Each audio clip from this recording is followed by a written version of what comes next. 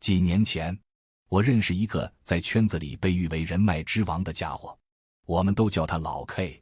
老 K 的传奇之处，在于他似乎拥有一种能将任何不可能的饭局变为可能的魔力。无论是高高在上的资本大佬，还是神龙见首不见尾的行业奇才，他总能把他们请到同一张紫檀木圆桌上。我曾亲眼见过他组织的一场饭局，左手边是某互联网巨头的创始人，右手边是刚敲完钟的上市公司 CEO。席间谈笑风生，觥筹交错，仿佛整个商业世界的风云变幻都在他这一方小小的酒桌上浓缩上演。那时候，我们这些刚踏入名利场，口袋里没几个钢镚的小年轻，都把它奉为行走的成功学圣经。我们坚信，人脉就是钱脉这句箴言，就是为老 K 量身打造的。他的微信里躺着5000个好友，每一个备注都清晰地标注着公司、职位和价值。他的手机像一部永不掉线的热线电话，24小时被各种局和约塞满。不是在觥筹交错的饭局上，就是在赶往下一个饭局的路上。老 K 也极其享受这种被人群簇拥、被需求环绕的虚荣感。他最常挂在嘴边的一句话是，在中国，没有什么事是一顿饭解决不了的，如果有，那就2顿。关键是，你得知道这顿饭该跟谁吃。直到3年前，一场突如其来的资本寒冬，让老 K 的公司资金链应声断裂。他需要一笔不大不小的钱，800万，来填补一个致命的窟窿。他开始了他最擅长的攒局，把他通讯录里那些备注着铁哥们、好兄弟的核心人脉挨个请了一遍。酒桌上，气氛依然热烈的感人，大家依旧揽着他的肩膀，拍着胸脯，说着 K 哥你放心，你的事就是我的事，钱的事你别愁，我给你想办法。那架势，仿佛下一秒就能为他抵押房产，两肋插刀。但酒精蒸发后，现实露出了他冰冷刺骨的獠牙。当老 K 的电话再打过去时，他只听到了一个成年人世界里最心照不宣的交响乐。第一个电话打给某位兄弟，对方的回复是：哎呀 K 哥，真不巧，我老婆刚把我们家财政大权收了，说要买学区房，我这实在是。第二个电话打给某位大佬，对方的秘书接了电话，不好意思 K 先生，我们 X 总正在一个重要的跨国会议上，暂时不方便。而老 K 的朋友圈里，这位 X 总刚刚发了一张在马尔代夫潜水的照片。第三个电话打过去，只剩下冰冷的系统女声：您好，您拨打的电话正在通话中。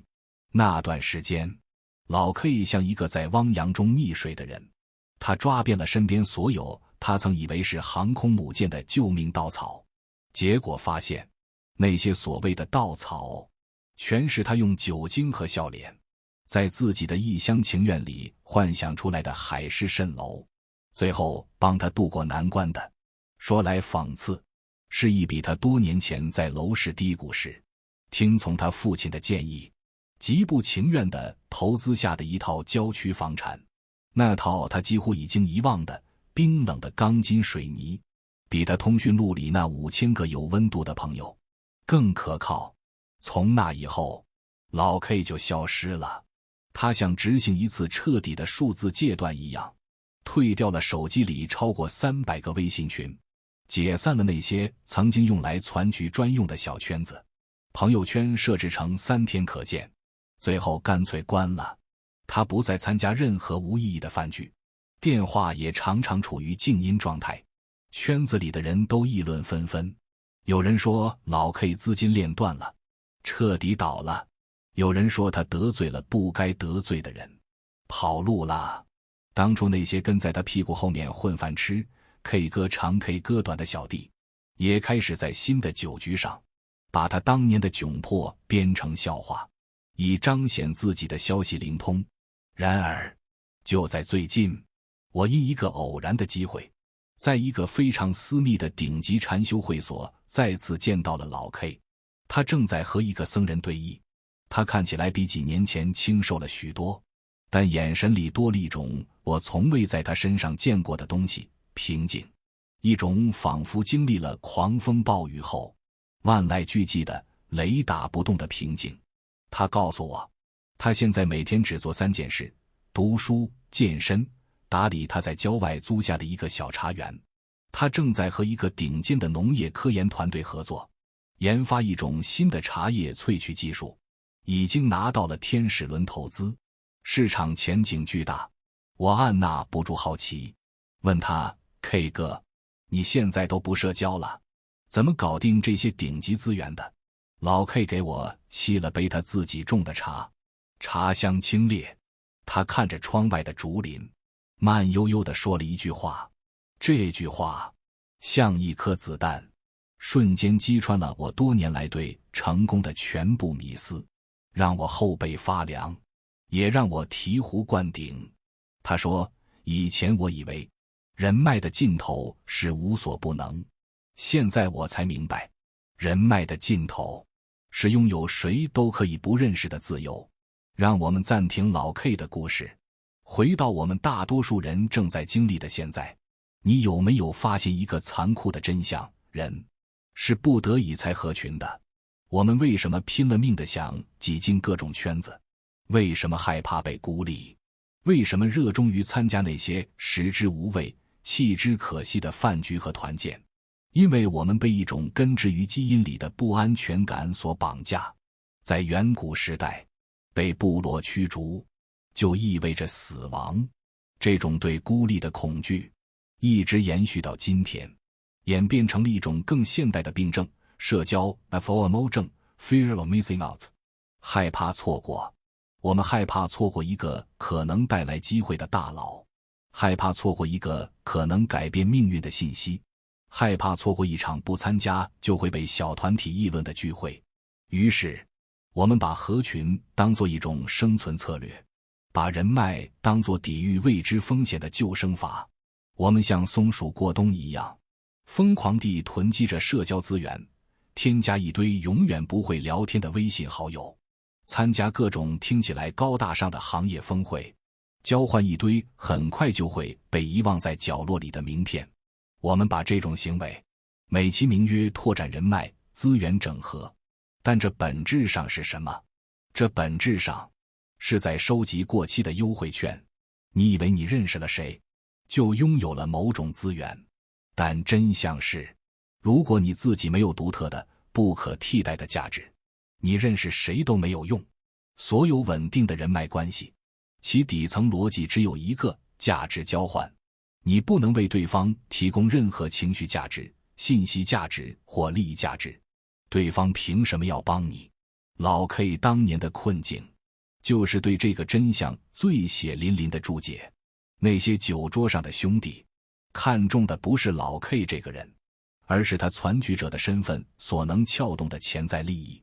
当他自身难保，这个核心价值消失时，人脉的泡沫一戳就破，连个响声都没有。更可怕的是，这种低质量的合群，像一种慢性毒药，像一种精神鸦片。它在给你带来短暂的归属感和满足感的同时，正在从3个维度慢慢地腐蚀你。第一，它像一台时间粉碎机，无情地消耗你的生命。你有没有算过，你把多少个本可以用来读一本好书、学一项新技能，或者单纯陪陪家人的夜晚，浪费在了推杯换盏和言不及义的吹捧中？你以为你在经营人脉，其实你只是在用自己最宝贵的、不可再生的生命，去换取一些廉价的多巴胺。2，它像一个认知同化器，悄悄地拉低你的智商。法国社会心理学家古斯塔夫·勒庞在他的传世之作《乌合之众》中早就警告过我们，人一旦进入群体，智商就会严重降低。甘愿抛弃是非，用智力去换取那份让人倍感安全的归属感。在酒局和闲聊中，你听到的是未经证实的八卦，充满负能量的抱怨和各种真假难辨的内部消息。久而久之，你的思维会逐渐变得浅薄、盲从和标签化，丧失独立思考和深度洞察的能力。第三，它像一把专注力切割刀，彻底摧毁你成事的基础。在现代社会，最稀缺的资源是什么？不是金钱，不是人脉，而是星号长时间不被打扰的专注力星号。而低质量的社交正是专注力的天敌。你每天被上百个微信群的红点轰炸，被各种无关紧要的信息和互动请求切割得支离破碎。你很难再有超过1个小时的能够进入心流状态的深度工作时间，而这恰恰是拉开人与人之间核心竞争力的关键。我们沉迷于人群的喧嚣，用表面的热闹来掩盖内心的空虚和焦虑。我们以为自己在奔跑，其实只是在原地打转，甚至是在后退。这就是喧嚣的幻觉，一场我们自导自演，却深陷其中无法自拔的悲剧。老 K 的消失，不是一次消极的避世，而是一场精心策划的从外求到内修的战略转移。他把这个过程称之为构建我的精神不动产。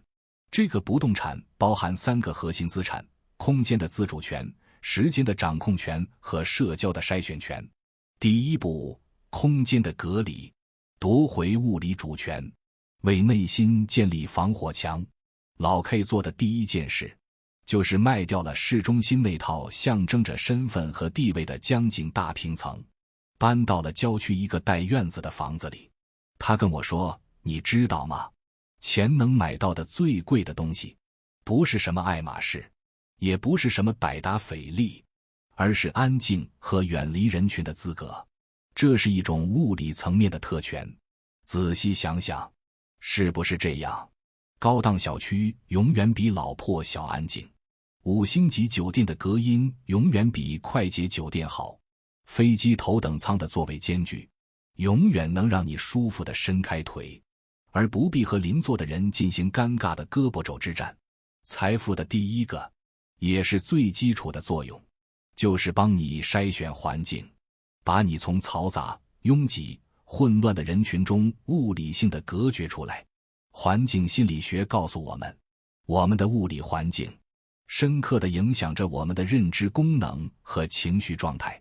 一个持续嘈杂的环境会不断增加我们大脑的认知负荷，导致皮质醇、压力荷尔蒙水平升高，让我们更容易感到疲惫和焦虑。当老 K 拥有了一个不被打扰的院子，他才真正拥有了属于自己的精神领地。他可以在清晨只听着鸟叫和风声，泡一壶茶，不受任何打扰地思考公司的战略。他可以在午后关掉手机，用一整个下午的时间沉浸式地读完一本书。他可以在夜晚对着满天星斗复盘一天的得失，与自己的灵魂对话。这种物理主权的夺回是内心强大的第一步，它让你从一个被环境推着走的陀螺，变成一个可以掌控自己节奏的钟摆。你为自己的内心建立起了一道坚实的防火墙。第二步，时间的净化，启动深度心流，为能力进行核聚变。搬到郊区后，老 K 开始对自己的时间进行大扫除。他做的最狠的一件事，是给自己设置了社交斋戒日。每周有3天，他会彻底关掉手机，断开网络，不允许任何外部信息进入他的大脑。他称之为大脑的定期清缓存和碎片整理。在这3天里，他只做最古老、最朴实的事情，阅读那些经过时间考验的经典。他说这叫与最聪明的大脑对话，练习书法。他说这能训练指尖的专注，在茶园里亲手除草、施肥。他说这让他脚踩大地，心有敬畏。一开始，他非常不适应，那种与世界失联的恐慌感，让他坐立难安。总想下意识地去摸手机。但1周后，他体验到了一种前所未有的极致的愉悦感。心理学家米哈里·契克森米哈赖所说的星号心流 flow 星号，他的大脑不再被碎片化的信息填满，而是能够像激光一样长时间地聚焦在一个问题上。他思考问题的深度，看问题的穿透力，都得到了指数级的提升。他后来那个关于茶叶萃取技术的颠覆性想法，正是在一次社交斋戒中阅读一本关于生物化学的专著时，与他在茶园的实践经验相结合，瞬间迸发出的火花。真正的牛人都在用笨功夫，他们远离人群，不是因为孤僻，而是因为他们深刻地懂得，在这个时代，专注力就是生产力，智慧和顶级的技能都是在绝对的安静和不间断的深度工作中一点点熬出来的。神经科学的研究也证明了这一点。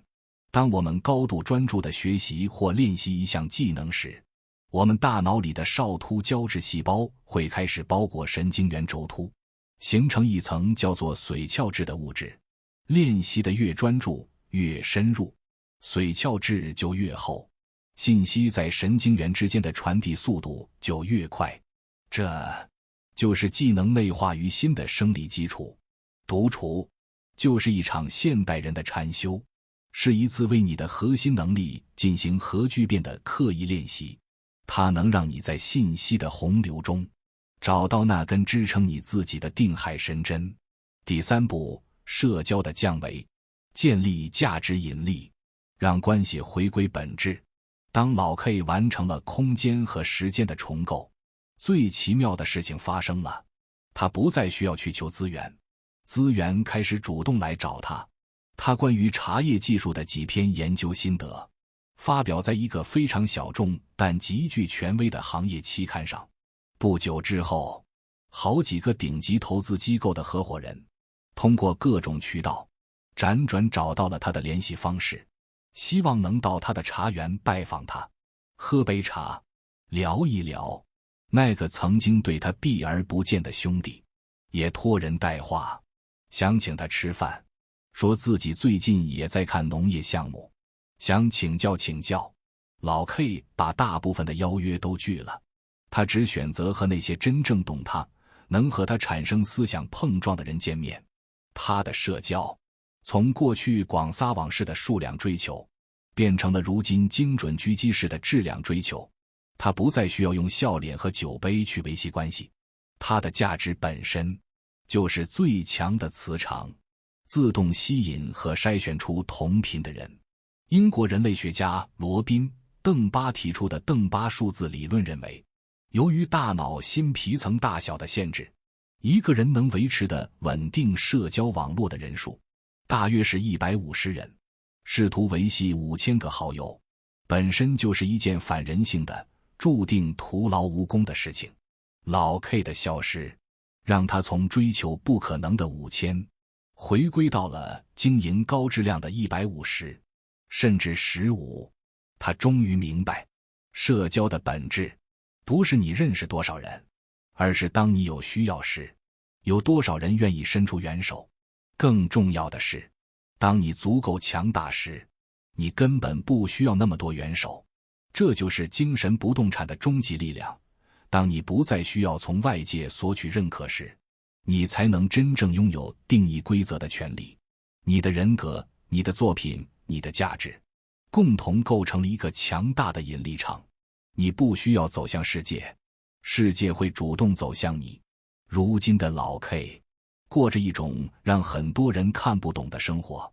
他不炒股，不玩币，不参加任何所谓的高端创投圈聚会。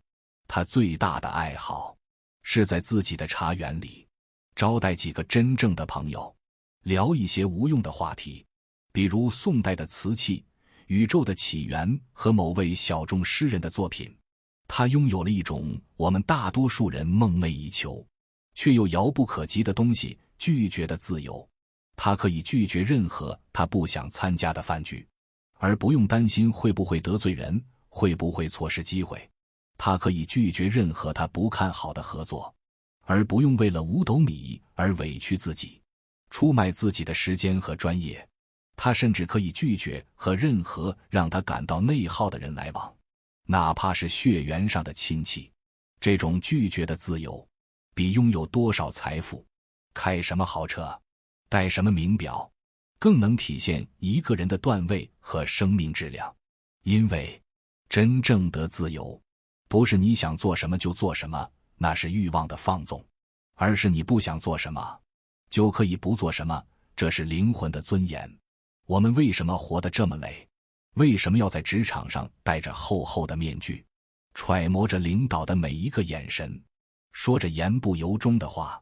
为什么要在家庭里忍气吞声，日复一日地处理着一地鸡毛的破事，感觉自己像个情绪垃圾桶？为什么要在朋友间强颜欢笑，参与着自己毫无兴趣的话题，维系着早已变质的友谊？归根结底，是因为我们拒绝不起，我们的生存、我们的安全感、我们的社会评价体系，都还和外界深度绑定。我们没有那个可以随时掀桌子的底气。而一个人奋斗的终极意义，赚钱的终极意义，就是为了拥有这份掀桌子的底气，是为了让你在被傻逼领导破时，可以把辞职信平静地放在他桌上，然后转身离开，去开启下一段旅程，而不是回家蒙在被子里哭。是为了让你在被亲戚以为你好的名义进行道德绑架时，可以微笑着但坚定地说，谢谢您的关心，但这是我的事，我自有分寸。是为了让你在一段有毒的、不断消耗你的亲密关系里，可以潇洒地拖着行李箱离开，而不用担心离开他我下个月的房租怎么办。人这一辈子最大的靠山，永远是自己。当你在获取财富、取悦自己的能力上断层领先时，你才能真正的戒掉合群，享受高质量的独处。那种感觉，不是孤单，不是寂寞，而是一种清静的、圆满的、自给自足的自由。就像老 K 最后跟我说的，我现在才活明白，人活着，不是为了让所有人都喜欢你，那太累了，也不可能。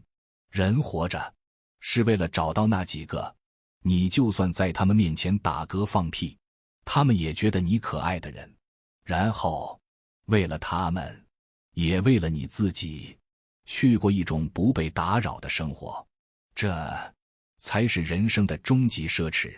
写到这里，我想问你一个问题，一个关于勇气和选择的问题。如果现在你的银行账户里突然多出了一笔足够你舒适的生活1年的钱，但有一个附加条件，你必须彻底消失1年，断开所有不必要的社交，关闭朋友圈，不参加任何聚会，只专注于一件你想做的、能让你成长的事情上。1年之后，你可能会失去一些所谓的人脉，但你也可能会收获一个全新的、更强大的自己。你敢按下这个开始键吗？